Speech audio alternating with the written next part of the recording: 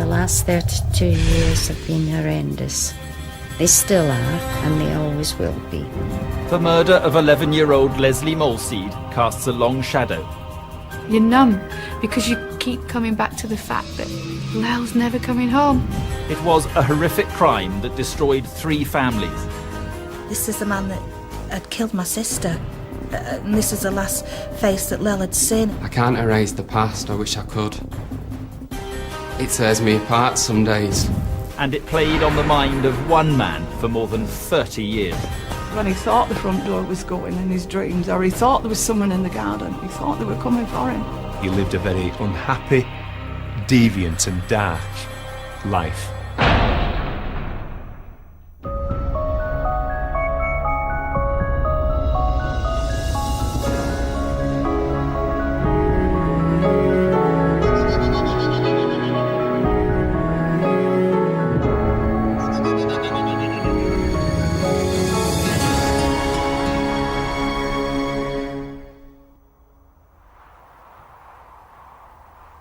The discovery of Lesley Molseed's body here on Rishworth Moor in West Yorkshire was sensational news back in October 1975.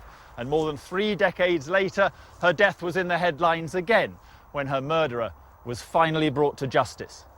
But what about the years in between? Well, they were filled with drama and a flawed police investigation that led to one of Britain's most infamous miscarriages of justice. So how did detectives arrest the wrong man, condemning him to prison for a crime he did not commit? And how, so many years later, did police finally identify the real killer? In 1975, the Molseed family were living on the Turf Hill estate in Rochdale. Lesley was the youngest of 4 children. She had a brother, Freddie, and 2 sisters, Julie and Laura. She was bubbly, so chatty, so full of life, and really was mischievous. One of the most gorgeous little creatures you will ever know. She was a lovely kid. Beautiful child. Really beautiful. October the 5th began like any other Sunday at number 11 Delamere Road. The children's stepfather, Danny, was at work, and their mum, April, was making a start on lunch. Through my mind went, oh, you don't have any bread. So I looked at the wee rota and I thought, who's next? And it was Lesley. So I called her in. Lesley! I says, Lesley, darling, will you go and get me a loaf? And she says, yes, no problem. Don't be long! Okay, Mum. I was upstairs folding the clothes and I shouted through the window. I said, where are you going? I said, to the shop and that. I said, okay, I'll see you. The last I saw her was at the bottom of the road, turning the corner, and that was the last time I saw my daughter. Lesley left home at about 12:30. As she headed to the shops, she was spotted by a number of neighbours. The last sighting of Lesley is probably going into Styopes Lane. Styopes Lane is a high-sided lane that makes its way up to the only shops that would have been open to Lesley for her to go on that day. And I think anybody visiting that scene would say that's a very good point for a possible abduction.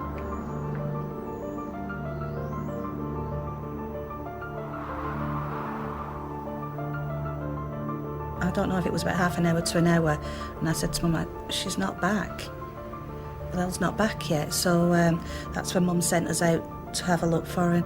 I was at my boyfriend's and I thought I'll go and visit my mum and that, so I went down to Styopes Lane and I just crossed Turf Hill Road and there was my brother Fred and he was running and I said, oh, where are you off, Fred? He said, oh, Lel went to the shop over an hour ago and she's not come back. So I quickly marched round and my mum was at the gate at that particular time looking out and I said, Mum, what's going on? She looked really drawn, really, really worried. I was expecting to find her. The fact that I couldn't, you know, the panic set in and I thought, I just never thought I wouldn't find her. Next thing you know, I bumped into Danny, his stepdad, And we were going down Stipes Lane and he was going absolutely frantic. We were going in and out of gardens, opening up sheds and shouting for her.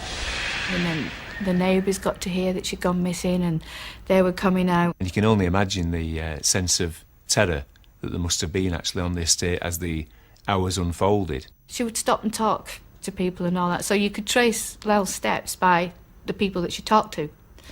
But she wasn't talking to anybody.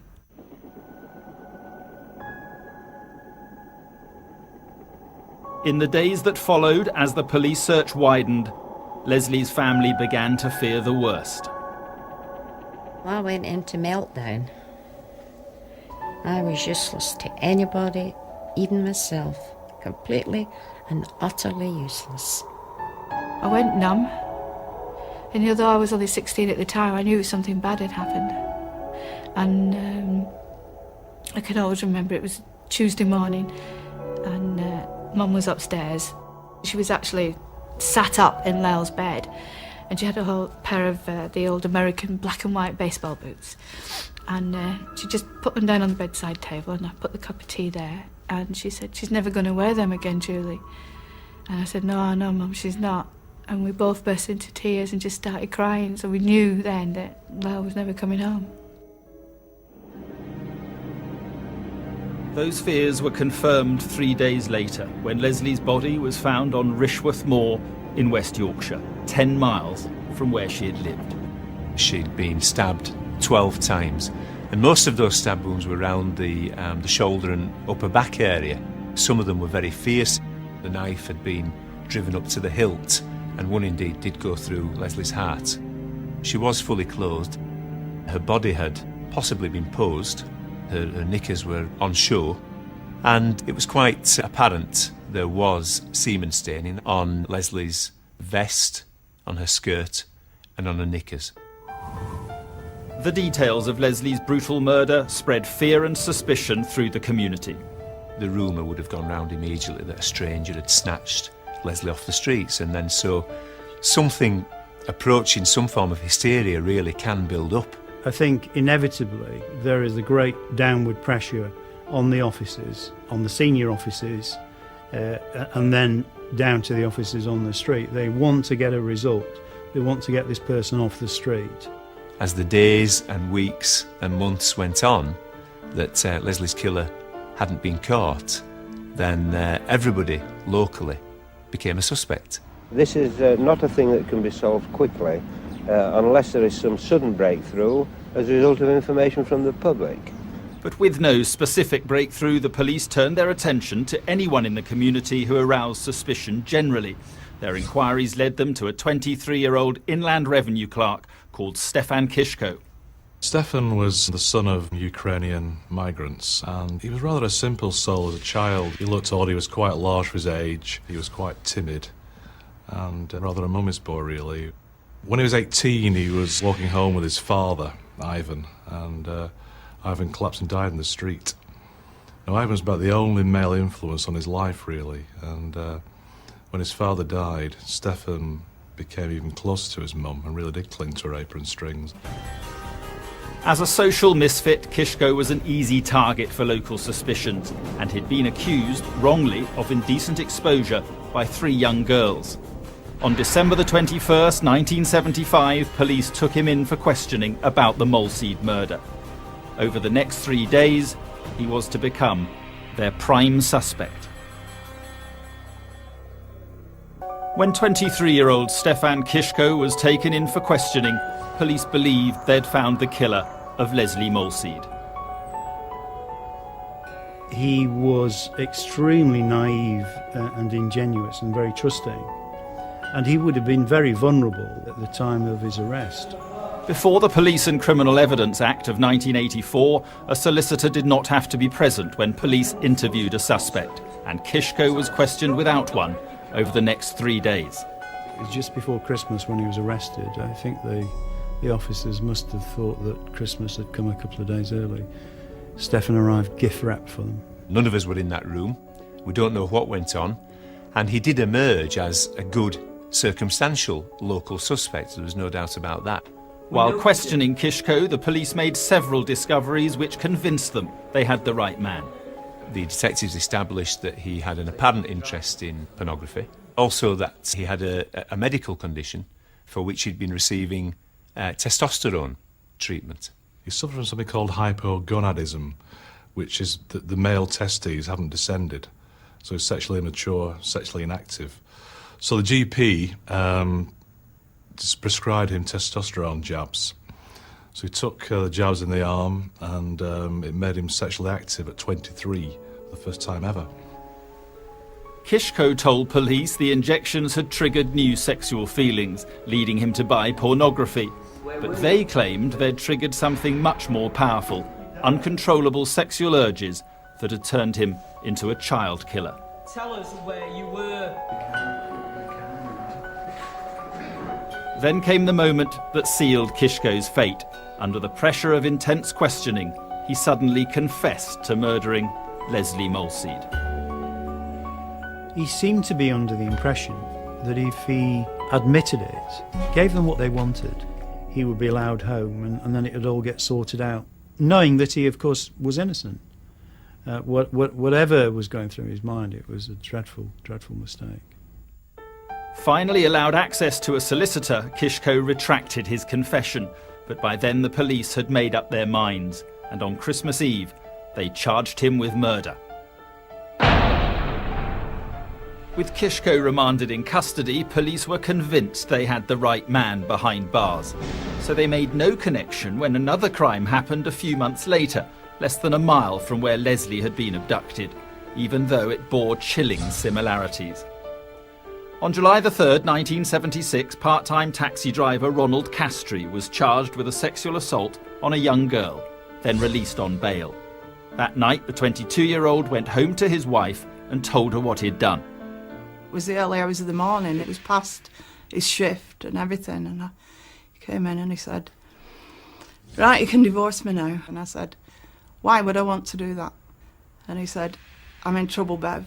I've interfered with the child. The police have had me in." It happened in a street in Rochdale's Turf Hill estate, the same area where Lesley Molseed had been abducted before her murder. Two 9-year-old girls were playing together in the street. Despite confusing statements by the pair, police were later able to establish that a man had approached them both in his car.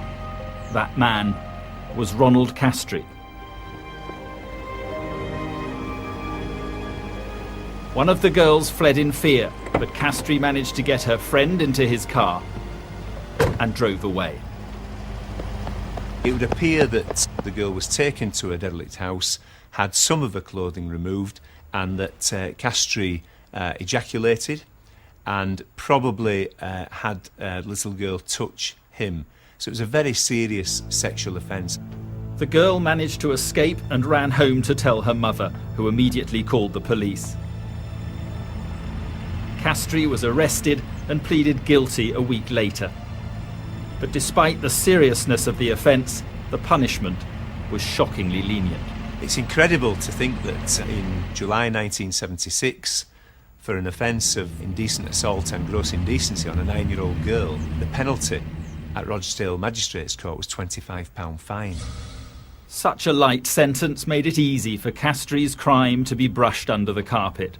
His protective parents insisted to his confused wife it was an aberration, the result of a breakdown, and completely out of character. I was shocked, stunned, not quite sure what kind of a person he was, but then again I was only young myself. And to take all that in and have his parents fuss around going, "He'll be all right, Ronnie will be all right," you know, he's seeking treatment and everything, he's just working too hard. And then of course life carried on. Beverly had met Castry in 1971 when she was just 16 and he was 18. They started dating and within 3 months they were engaged. But even then, it was a far from perfect relationship.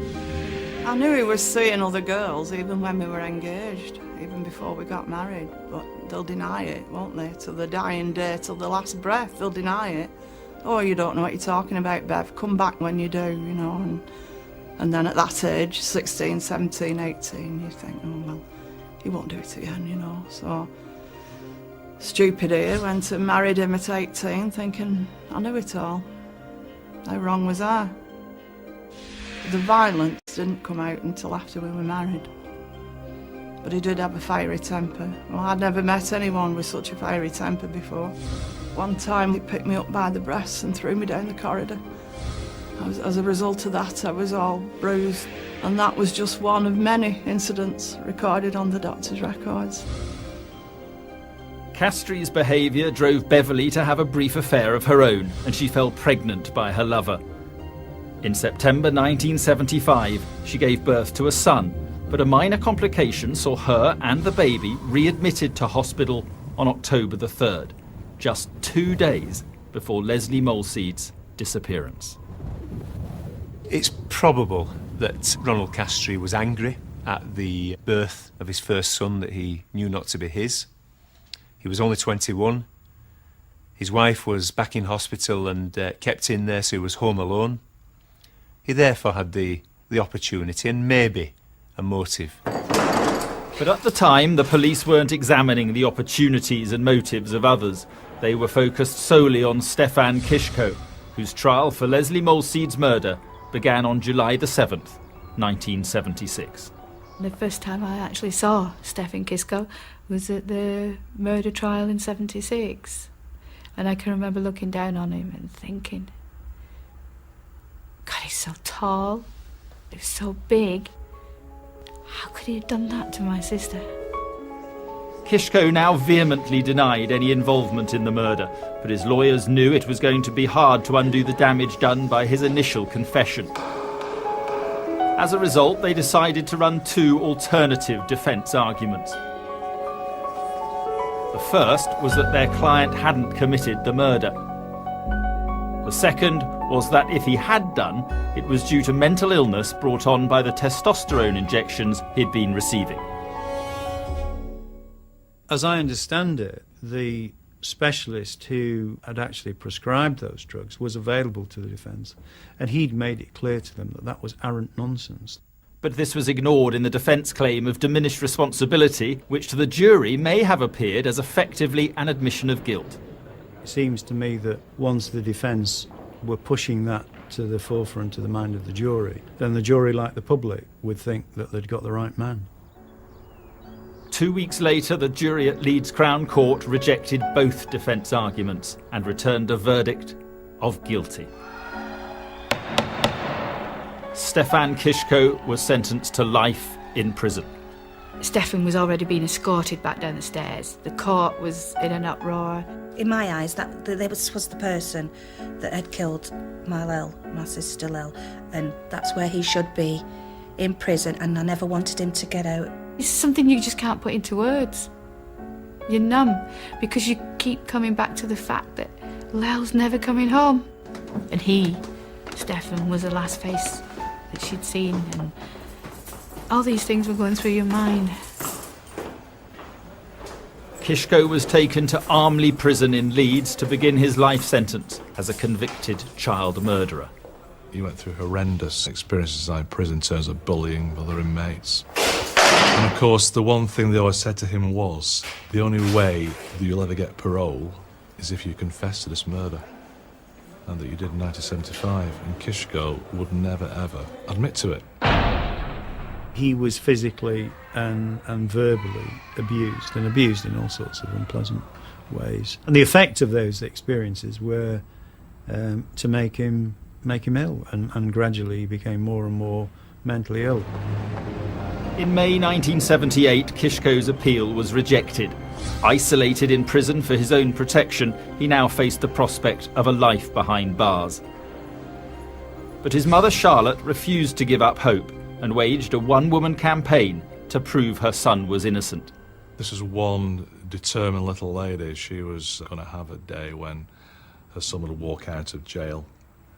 No matter how long it took, she would, fight and fight and fight. British justice, we always say, is the best, and it lets you so down. She was passionately determined to find somebody who would prove her son's innocence.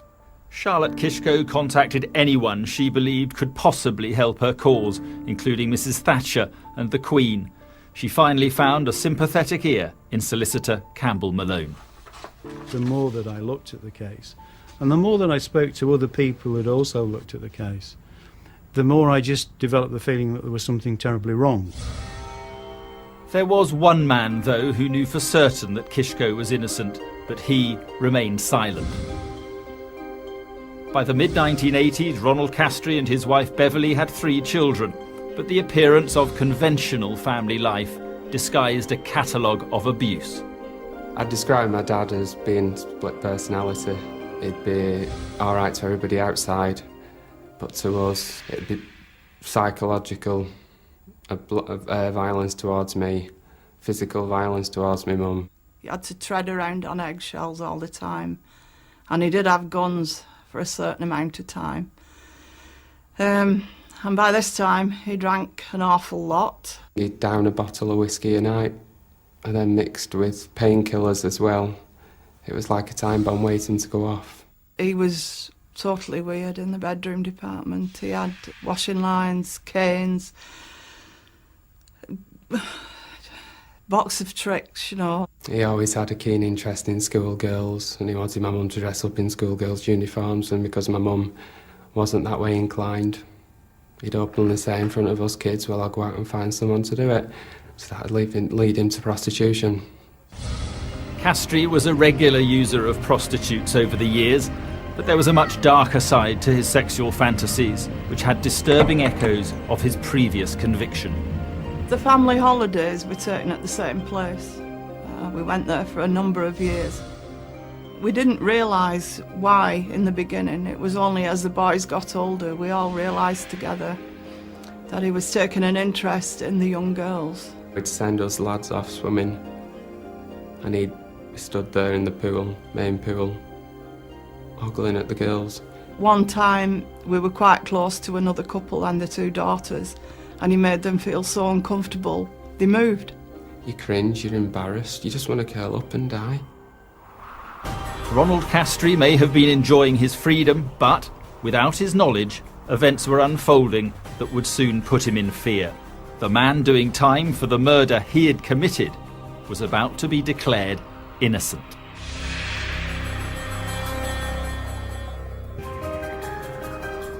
When Stefan Kishko was convicted of Lesley Molseed's murder in 1976, there seemed no doubt that a dangerous killer had been put behind bars. But Kishko's mother, Charlotte, fought tirelessly to prove his innocence, enlisting the support of solicitor Campbell Malone.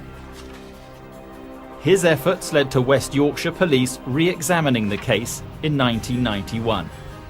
They uncovered crucial evidence that had been locked away in the archives of the Forensic Science Service for 16 years. And it would cast dramatic new light on the case.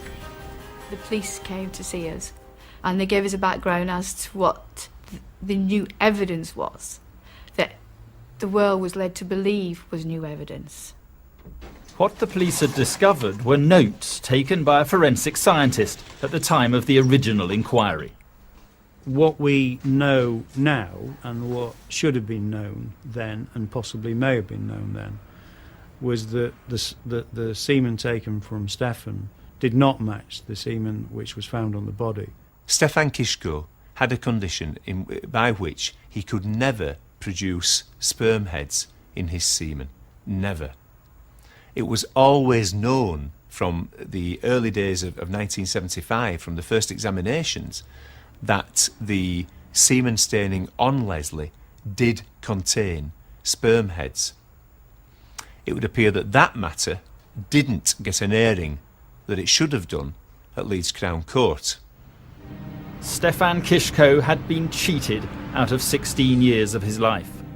This vital piece of evidence would have proved his innocence beyond doubt, but was not disclosed by police and was never asked for by the defence. The forensic scientist and the surviving senior police officer were later charged with perverting the course of justice, but the case against them was dropped on the grounds that the passage of time made a fair trial impossible. I think that as an investigation it was at the least incompetent. I fear it may have been something worse. I have no reason to believe that the officers targeted and then pursued somebody they knew to be innocent. I think they'd become convinced by everything they saw about Stefan that they'd got the right man, and they didn't want to know about anything that didn't fit that. For Stefan Kiszko's 16 years of wrongful imprisonment came to an end on February the 17th, 1992, when the Court of Appeal finally quashed his conviction. I've never had an emotion like that before or since. And I knew it was coming. It wasn't as though there was any doubt about the verdict. But it had been so long and there had been so much suffering for Stefan and his family. It was a physical sensation that I was only just able to control. But the years of incarceration had taken their toll on Kiszko's physical and mental health. It's been a nightmare situation, to be honest with you.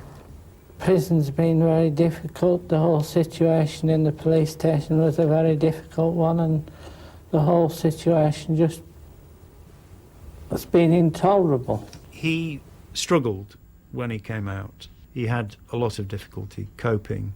I feel angry towards the police, the way they handled all of this. Why? Because they should never have arrested me. They should have arrested the right person. People were extraordinarily nice with him, and the nicer they were, the harder he found it, because it brought it all back. What are your hopes now for the future?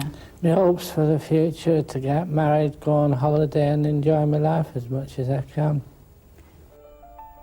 It was not to be. On December the 23rd, 1993, 18 months after his release, Stefan Kiszko suffered a heart attack and died. His mother, Charlotte, died 4 months later. I felt they were cheated. I would have liked them to have had longer together. Before she died, Charlotte said to me that I was to promise not to let people forget Stefan's name or what was done to him. I will always try to keep by that promise.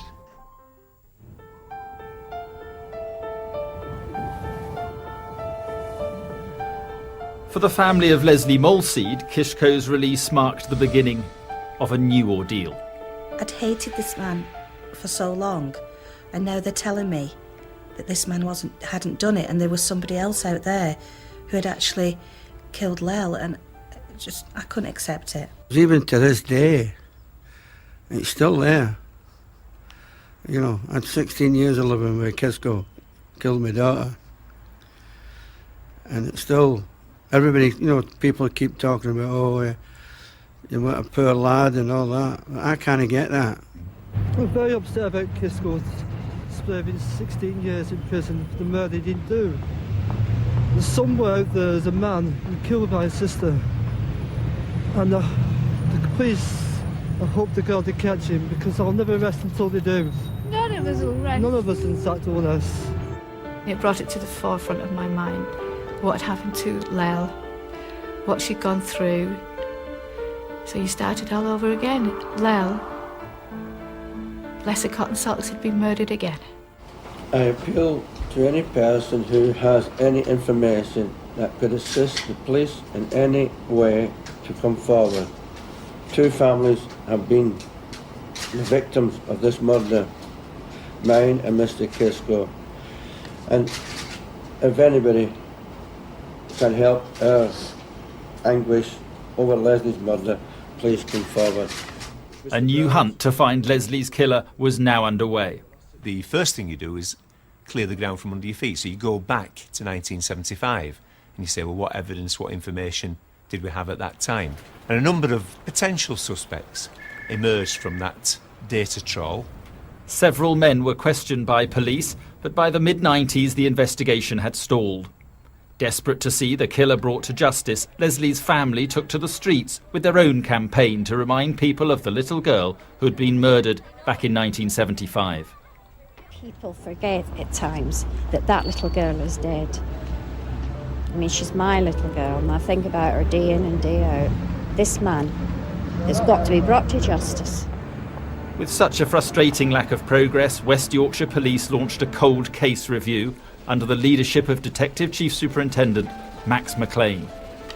We always knew that this was a very sensitive and important case for West Yorkshire Police. We knew that we, amongst others, had got it badly wrong in 1975, and it was something that meant a lot to us. We knew we couldn't turn the clock back, but we desperately wanted to try and put it right. And the way in which we could do that was, of course, by finding the real killer. Aware of how badly let down by the police Lesley's family felt, one of McLean's first priorities was to go and meet them and attempt to win back their trust. I can remember realising the importance of the first impressions we gave to April and other members of Lesley's family. I told Mr. McLean that I didn't think I would ever see the killer of Lesley in my lifetime. And he said, yes, you will. I remember introducing Sergeant Hepworth, Veronica Hepworth, as the family liaison officer. That was a very, very interesting meeting, to say the least. April, first words to me was, well, you've got your work cut out, girl. So we knew that the reputation of West Yorkshire Police wasn't at its highest with Lesley's family. Lacking any new lines of inquiry, McLean was determined to leave no stone unturned. I went up to Wetherby Laboratory and I spoke to scientists up there about the potential for reviewing the forensic evidence in the case. And we established that there was only one thing remaining in all the exhibits, in all the case, and that was an envelope, and that envelope contained some sellotape tapings. At the time of the original examination, the surface of Lesley Molseed's clothing would have been taped, so they would have got strips of sellotape and pressed them down onto the garments and lifted them off to collect any fibres that might have transferred to them. The discovery was fortunate, and it had the potential to be hugely significant. We knew at that time semen had been found on Lesley Molseed's pants, so there were some thoughts around, is there a possibility that some of the semen could have also lifted off onto the sellotape? And it was put to me that it might be possible to extract that semen and obtain a DNA profile. But it was by no means a certainty. This was uncharted territory for the Forensic Science Service. A DNA profile had never been obtained in this way before, so scientists experimented with dummy strips of sellotape. Once confident of their method, they went to work on the originals. They only had one chance to do it right, as the process would destroy the tape. Their first success came with the discovery of sperm heads in the material they'd extracted from the tape. Then came the result police and forensic scientists had hoped for: a DNA profile of the killer of Lesley Molseed. This was such a big breakthrough. This was a case that at that time was 25 years old. It was the oldest case that we'd ever worked on, and it was the first time this type of technology had been applied to that type of retained material, so it really was very, very exciting. Police began collating DNA samples, keeping the existence of this crucial new piece of information secret so as not to alert the killer. But as the months and then years passed and no match was found, the family's hopes began to fade. I thought, we are never going to find out who it is. Why is he not in the database? Has he thought, oh, cocky, got away with killing our Lel? If you're over the age of about 30, the name Lesley Molseed may be familiar to you. Her face became a poignant symbol of child murder. In February 2003, Max McLean used a television appeal to publicly announce the existence of the DNA profile for the first time. All we need is a name. After 28 years, we will never have a better chance of catching the killer of Lesley Molseed. That was hugely successful in terms of public response, but of course it didn't give us the name of Ronald Charles Edward Castry.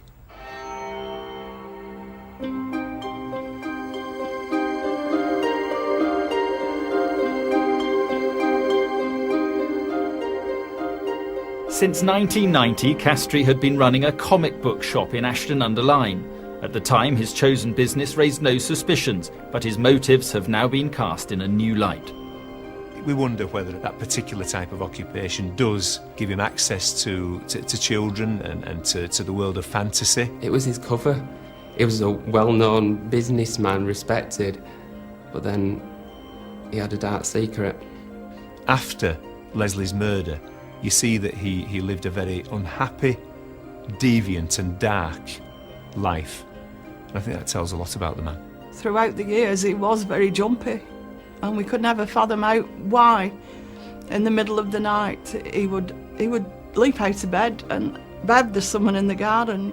He was always paranoid, he was always on edge. I believe that in his mind, on all these occasions, when he thought the front door was going in his dreams, or he thought there was someone in the garden, he thought they were coming for him. And then when we had horrendous arguments over things, I'd say, "What is the matter with you?" And he'd go, "If only you knew, Bev." I never suspected. And I'd say, "If only I knew what?" And he'd go, "Leave it, Bev, leave it. You're like a dog with a bone. Just leave it." Castrie's 26-year marriage to Beverly finally ended in 1997. By then, he had evaded justice for 22 years, and he must have believed the police would never catch up with him. But as he began his new life, his dark sexual secrets and his use of prostitutes were to prove his undoing.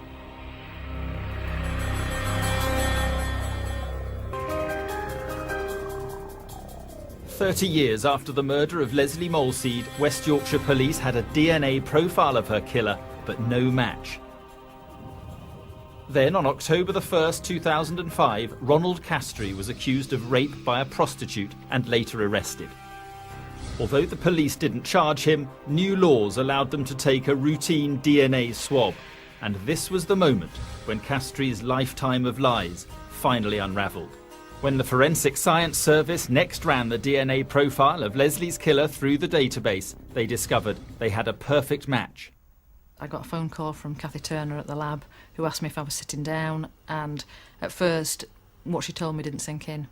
And she said the name of Ronald Castrie, and it didn't mean at that time anything to me. I was very quickly briefed on a couple of very important factors about Ronald Castrie. He lived locally, only 3/4 of a mile away from where Lesley was probably abducted. He had a conviction for a sexual offence that was quite similar in its method used to the abduction and killing of Lesley, and that he was a taxi driver and therefore had access to vehicles. So there was 3 very important factors that were immediately brought to my attention, and of course were of great interest to us.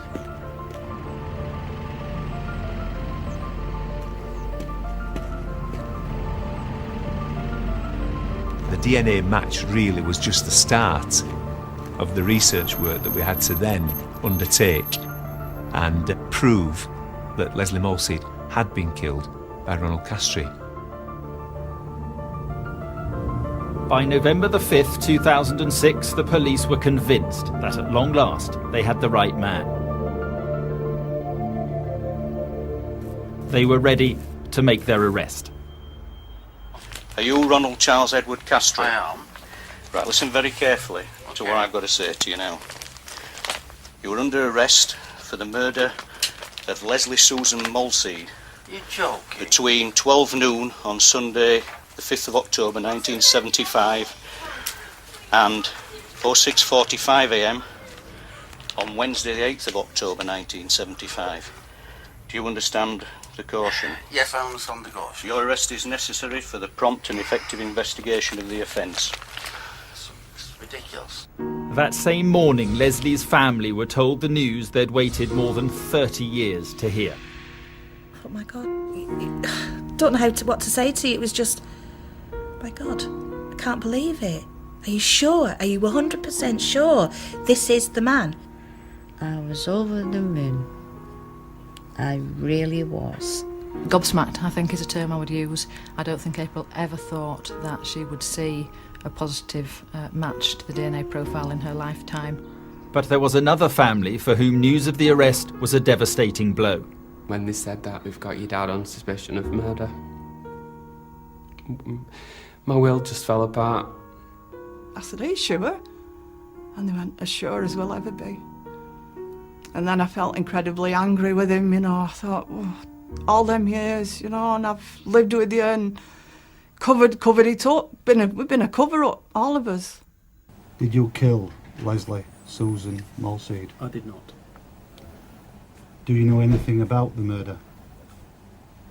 No. Well, only what I've read at the time. Castry was very nervous and agitated in the interviews. I have no knowledge, but I've certainly never met this dead girl or any member of her family. And I have no knowledge as to how you come to, say, a sample of my DNA is found at that place, especially after 30 years. He never offered a rational, reasonable, plausible explanation. Ronald Castry was charged with Lesley's murder the following day. His trial began at Bradford Crown Court almost a year later, on October the 22nd, 2007. I so wanted this. I wanted to look at him. I wanted to, you know, this is the man that had killed my sister. And this is the last face that Lel had seen and what he'd done to her. And I was so ready for it. He sat there with his glasses on the end of his nose, like he used to do when we were growing up, arms folded, and he showed no remorse whatsoever. The trial brought two families, both destroyed by Ronald Castry, face to face for the first time. We all thought that the thing with the scum of the earth. You know, at the end of the day, I'm still walking, I'm still alive. You know, I'm his son and I'm still alive. How dare I be? But when we met Lesley's family, you know, there were no animosity there. Our biggest fear as a family was that Beverly knew what Castry had done, and we were really apprehensive about that. It meant a lot to us, because you do hear that the wife knows, and the police reassured us that she didn't, so our guard went down and our hearts just go out to them. They all put their arms round us, you know, and they said, you go out there, Bev, you've done no wrong. You go out there and hold your head up. At the end of the third week, the jury were sent out to reach their verdict. I felt physically sick. I knew this was it. Make or break, this was it. I thought I was going to pass away. It was so tense. I remember sitting and simply putting my face to the floor, listening. I don't think I looked at the foreman of the jury at the time he gave the verdict. And when he said guilty, it was just a fabulous feeling of relief, I think, really. I could feel the tension going out of my body. My first memories of April, Laura and Julie letting out a gasp of yes, and the very obvious look of elation on their faces.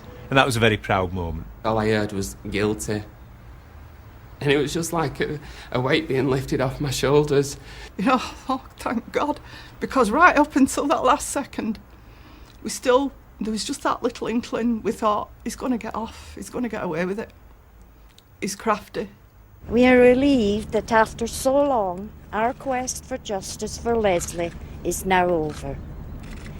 It has been a long and harrowing ordeal, and our gratitude to the friends, family, and strangers throughout the world who have given us their support is immense. Ronald Castry was sentenced to life in prison and told he must serve a minimum of 30 years. I would like to think that the conviction of Ronald Castry demonstrates that West Yorkshire Police do get the man. We knew how badly things had gone wrong in the past, so to finally take such a strong case to Bradford Crown Court and to say, here we are now, 2007 as the conviction was, we're still at this, we're still looking for the man, and we've convicted him. That meant a lot to us. I have nothing but contempt for Ronald Castry. He has ruined the lives of Lesley's family. He's ruined the lives of his own family, and that's Stephen Kishko's. You wonder how anybody could live knowing that he'd killed a child, and knowing that he'd seen somebody else go to prison for 16 years for that. It must have had an effect on him. I can't change who my dad is. I wish I could, but I can't. I can't erase the past. I wish I could. It tears me apart some days. The only thing we can do is take one day at a time. You know, if people can try and understand that we weren't any part of Ron's sick life. We were just innocent victims, same as everybody else, and give us a chance to rebuild our lives. For Lesley's family, after such a long fight for justice, it's hard to face the future. When Lesley died, I died. A living kind of a death. I just completely and utterly killed every emotion that I had. And I'm still the same today. I'm not the person I was born to be. I had to learn to live, deal with very horrific things, and it does do something to you. There's no closure, there never will be closure. Just the satisfaction that he's behind bars, he's not going to do this to anybody else, and he has been caught. We have to process the last 32 years, and Arlelle's never going to come home, no matter how you play this. She'll never come home.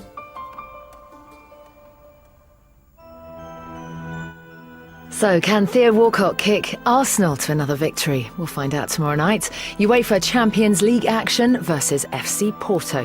Here on ITV1 at 7:30. Coming next tonight, though, it's police camera action.